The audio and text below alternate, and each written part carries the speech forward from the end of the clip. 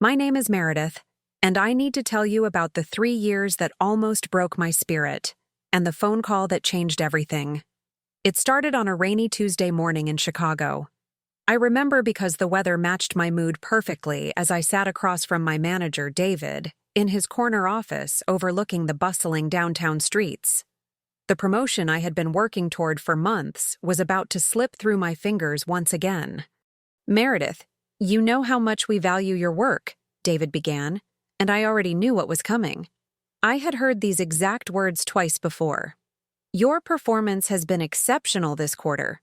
The client retention numbers you've achieved are remarkable." I straightened in my chair, hoping against hope that this time would be different. "Thank you, David. I've put everything into this role." "However," he continued, and there it was, that devastating word that had haunted my professional life for 3 years. "We've decided to bring in someone from the outside for the senior marketing director position, someone with more diverse industry experience." My heart sank, but I kept my expression neutral, professional, composed, everything they had taught me to be in this corporate world that seemed determined to keep me exactly where I was. "I see," I managed to say. "And what about my development plan? The leadership training I completed? The additional certifications?"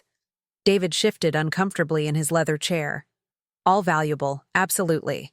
And that's why we're considering you for the next opportunity that comes up." The next opportunity. I had heard that phrase so many times it had lost all meaning.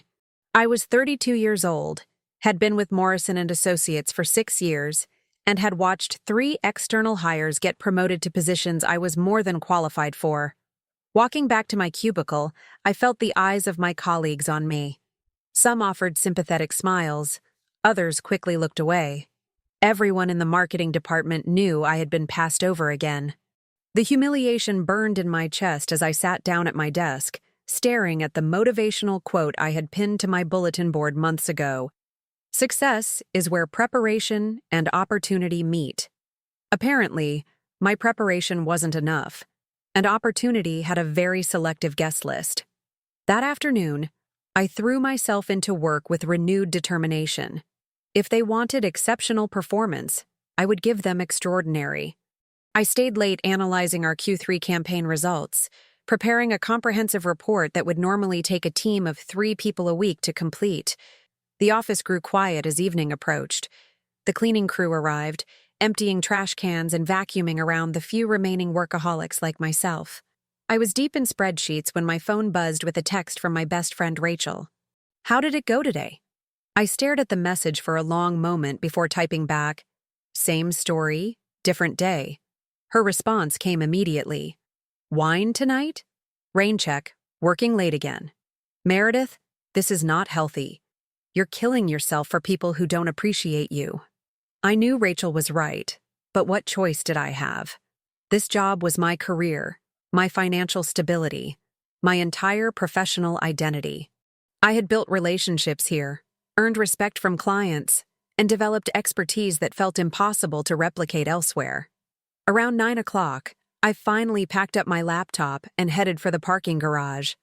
The rain had stopped, but the streets were still slick and reflective under the streetlights. As I drove home to my small apartment in Lincoln Park, I couldn't shake the feeling that I was stuck in a professional Groundhog Day, doomed to repeat the same disappointments over and over. My apartment felt especially quiet that night. I heated up leftover Chinese food and settled onto my couch with my laptop, continuing to work on the report I had started at the office. This was my life now: work, sleep, repeat, with the occasional crushing disappointment thrown in to keep things interesting. As I reviewed my career trajectory, the pattern became painfully clear. I had consistently exceeded every goal, managed major client accounts successfully, and even stepped in to cover for my manager during his extended medical leave last year. Yet somehow, I was always almost perfect, almost ready, almost the right fit. The worst part was that I had started to internalize their excuses. Maybe I really wasn't leadership material. Maybe there was something I was missing, some invisible quality that external candidates possessed but I lacked. But deep down, in the part of my heart that refused to give up, I knew better. I knew my worth. even if Morrison and Associates couldn't see it. 3 months after that disappointing meeting with David, I found myself in an even more precarious position. The company had restructured, and somehow my workload had doubled while my title remained the same. I was essentially doing the job of the senior marketing director they had hired, but at half the salary and with none of the recognition. The new hire, Bradley, was nice enough but clearly overwhelmed. He had come from a completely different industry and spent most of his first month asking me to explain our systems, our clients, and our strategies. I became his unofficial mentor while continuing to manage my own responsibilities. "Meredith, could you walk me through the Henderson account again?" Bradley asked one morning, standing beside my desk with his coffee and a confused expression. "Of course," I replied, pulling up the files for what felt like the 100th time. "Henderson Industries has been with us for 4 years. They're particularly sensitive about timeline communication and prefer weekly check-ins rather than monthly reports." As I explained the intricacies of our most demanding client, I couldn't help but wonder how this conversation would sound to an outside observer. Here I was, training my superior on the job I should have been promoted to. "You're amazing at this," Bradley said sincerely. "I honestly don't know how you keep all these details straight." "Experience," I said simply. What I didn't say was that this experience had cost me 3 years of professional growth, countless sleepless nights, and a growing sense of resentment that was becoming harder to hide. The situation reached a breaking point during our quarterly review meeting. The entire marketing team was gathered in the conference room, presenting our results to the executive team. I had prepared extensively, as usual, and my campaigns had generated the highest ROI in the department. "Excellent work across the board," announced Jennifer, our VP of Marketing. "I want to particularly highlight the success of our digital transformation initiative, which increased engagement by 47%. That initiative had been my baby. I had researched the strategy, presented the proposal, and managed every aspect of its implementation. But as Jennifer continued speaking, it became clear that Bradley was going to receive the credit. "Bradley, your leadership on this project has been exemplary," Jennifer continued. "This is exactly the kind of innovative thinking we need in our senior roles." I felt my face flush hot. Bradley, to his credit, looked uncomfortable and glanced in my direction. But he didn't correct the misattribution. He simply nodded and accepted the praise for work that had consumed my evenings and weekends for months. After the meeting, I retreated to the bathroom and stared at my reflection in the mirror. My eyes looked tired, older than my 32 years. When had I become this person? When had I started accepting so little recognition for so much effort? That evening, I did something I had never done before. I updated my LinkedIn profile and quietly began browsing job opportunities. Not because I was ready to leave, but because I needed to know what else was out there. I needed to remember that Morrison and Associates wasn't the only company in the world. The responses were immediate and surprising. Within a week, I had 3 recruiters reaching out about opportunities. Apparently, my skills were more marketable than I had realized. The feedback was consistent. My experience was impressive, my results were strong, and companies were interested. One recruiter, Patricia, was particularly encouraging. "Meredith, your track record is exactly what our clients are looking for. You have the kind of hands-on experience and proven results that are incredibly valuable in today's market." "I'm not actively looking to leave my current position," I told her honestly. "I'm just exploring options." "Of course," Patricia replied, "but I hope you know that what you've accomplished at Morrison and Associates would be highly sought after elsewhere. Don't underestimate your value." Her words stayed with me for days. Don't underestimate your value. It was such a simple concept, yet I realized I had been doing exactly that for 3 years. The final straw came 2 weeks later. David called me into his office again, and for a moment, I allowed myself to hope that maybe this time would be different. "Meredith, I have some exciting news," he began.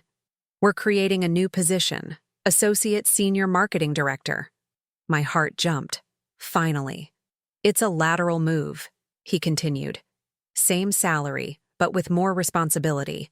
We think you're perfect for it." I sat there in stunned silence. a lateral move, more responsibility, same pay, and a title that was clearly designed to make me feel promoted without actually promoting me. What would be the difference between this role and my current position? I asked carefully. Well, you'd be helping Bradley with strategic planning and serving as a liaison between departments. More visibility, more leadership opportunities, more work. That's what he was describing. More work for the same money, reporting to the person I had been training for months. I need some time to think about it, I said. Of course, take all the time you need. That night, I called Rachel and told her everything. She listened without interrupting, which I appreciated because I needed to say it all out loud. They're never going to promote you, she said finally. Not really. You're too valuable where you are. But if I leave, I'm starting over somewhere else. No, you're not. You're taking your skills and experience to a place that will actually value them. She was right, and I knew it. But knowing something and acting on it are two very different things. I had been half-heartedly job searching for 6 weeks when my phone rang on a Friday afternoon.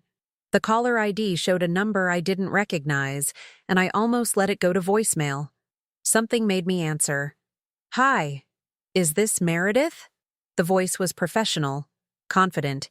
Yes, this is. My name is Sarah Chen, and I'm the Global Head of Talent Acquisition for Innovate Solutions. I hope you have a few minutes to talk. Innovate Solutions. I knew the name. They were a major player in the tech consulting space, with offices in 12 countries. My pulse quickened. I have time, I said, stepping away from my desk and finding a quiet corner of the office. I came across your profile through one of our industry contacts, and I have to say, your background is exactly what we're looking for. We're expanding our North American operations and need someone to lead our marketing strategy across multiple regions. I tried to keep my voice steady. That sounds interesting. Could you tell me more about the role? Absolutely.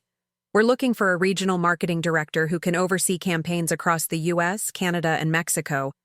The position involves significant strategy development, team leadership, and direct collaboration with our global headquarters in London.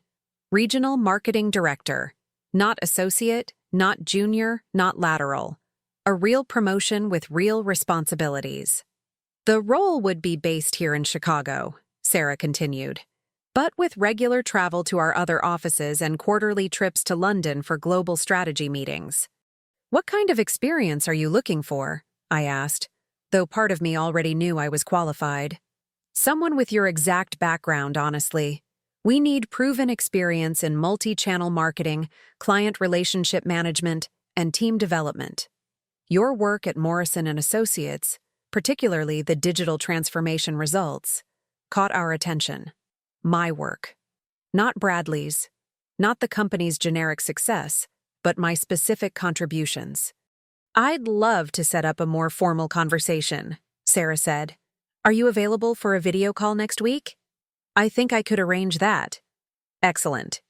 And Meredith, I want to be transparent about one thing up front. This position comes with a significant compensation package.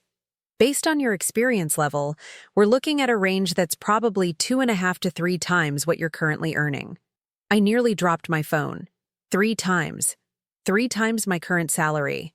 That's very generous, I managed.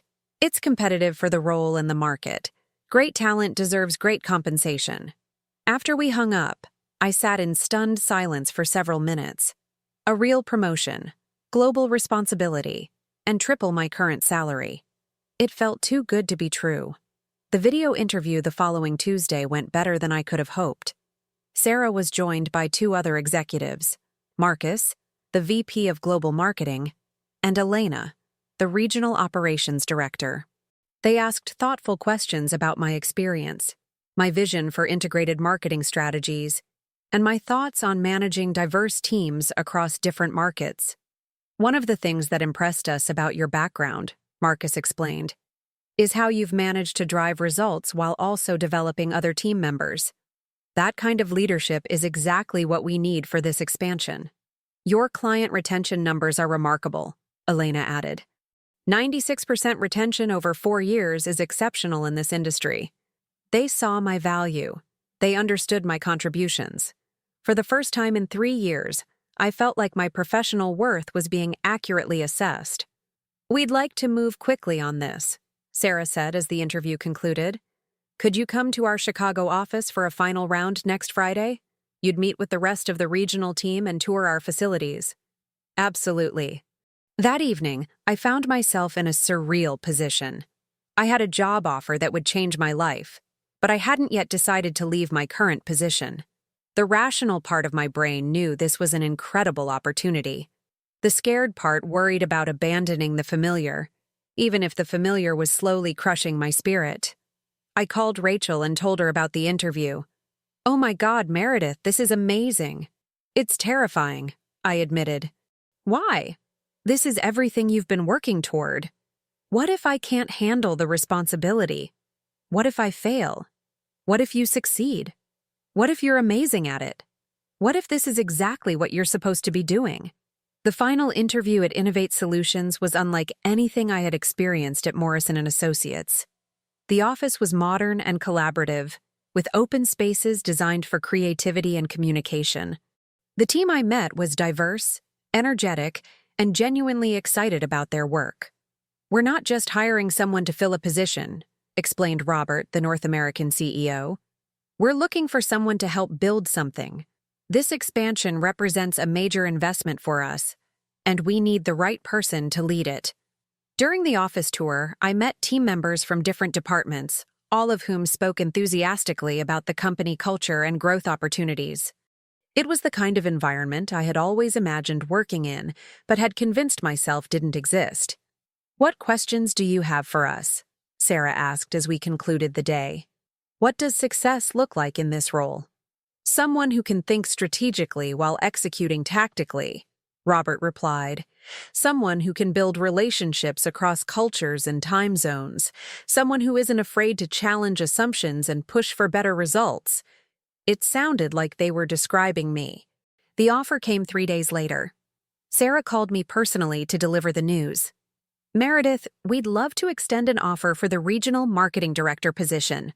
The compensation package includes a base salary of $165,000, plus performance bonuses that could add another $30,000 annually. We're also offering equity participation, comprehensive health benefits, and a $10,000 relocation assistance package." I had been making $58,000 at Morrison & Associates. "The team was unanimous," Sarah continued. "Everyone was impressed by your strategic thinking and leadership potential." "This is an incredible offer," I said honestly. "When would you need an answer?" "Take the time you need, but we're hoping to have someone start within the next month. We have several major initiatives launching in Q1 that we'd love your input on." That weekend, I took a long walk along Lake Michigan, trying to process the magnitude of the decision I was facing. Leaving Morrison & Associates meant abandoning 6 years of relationship building and institutional knowledge. But staying meant accepting that I would probably never receive the recognition or advancement I deserved. The breakthrough moment came when I realized I was afraid of the wrong thing. I had been worried about failing at a new company, but the real failure would be staying somewhere that consistently undervalued my contributions.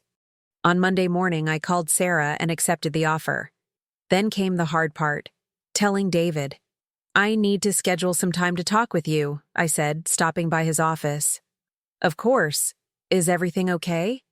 "I've received an offer from another company, and I've decided to accept it." The shock on his face was genuine. "Meredith, this is very unexpected. What kind of offer?" "Regional Marketing Director at Innovate Solutions." "Regional Director? That's a significant step up." "Yes, it is. I'm sure we can discuss a counteroffer. Maybe it's time to revisit that Associate Senior Marketing Director position we talked about." "David, with respect, I've been having that conversation for 3 years. This opportunity offers the leadership role, compensation, and growth potential I've been seeking." The conversation was professional, but awkward. David made several attempts to convince me to stay, including vague promises about future opportunities and potential salary adjustments. But it was too late. I had seen what was possible when a company actually valued my skills. My last 2 weeks at Morrison & Associates were bittersweet. Colleagues who had watched my frustration for years were genuinely happy for my success, though some expressed regret that the company had let me go. "You were the best person in this department," said Kelly from the creative team. "I can't believe they never promoted you." "It wasn't the right fit," I replied diplomatically. The transition to Innovate Solutions exceeded every expectation I had. My first week included strategy sessions with teams in Toronto, Mexico City, and London. I was immediately given ownership of major campaigns and asked to contribute to high-level planning discussions. "Your insights on the North American market are exactly what we needed," Marcus told me after my first international strategy call. "We've been trying to crack the regional customization challenge for months."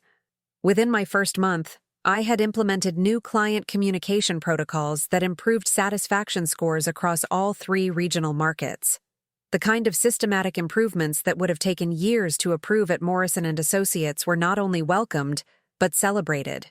"This is the kind of initiative-taking we want to see," Robert said during my 30-day review. "You're already making an impact."